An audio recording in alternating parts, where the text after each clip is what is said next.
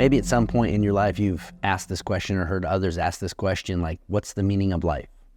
For Christians, I guess our question that we ask is, what's God's will for our lives? And it's interesting because the Bible's answering questions like this for us all the time. In Romans chapter 12, verse 2, it says, "Do not be conformed to this world, but be transformed by the renewing of your mind, that you may prove what is that good and acceptable and perfect will of God." So if you're like me, I want the good and acceptable and perfect will of God. I want God's life and his plans and his purposes activated in my life.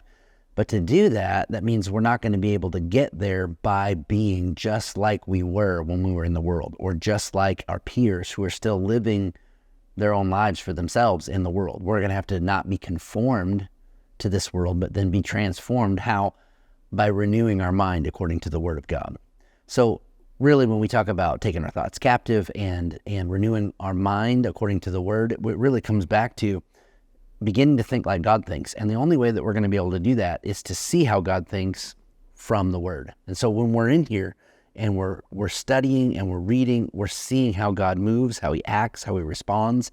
And then we in turn can then begin to act and respond like God would. And that is being transformed by the renewing of our mind. And when we'll do that, we'll prove to ourselves and to those around us what is that good and acceptable and perfect will of God. So I'm encouraging you today to really think about that for a minute. What do I really want in my life? How do I get there?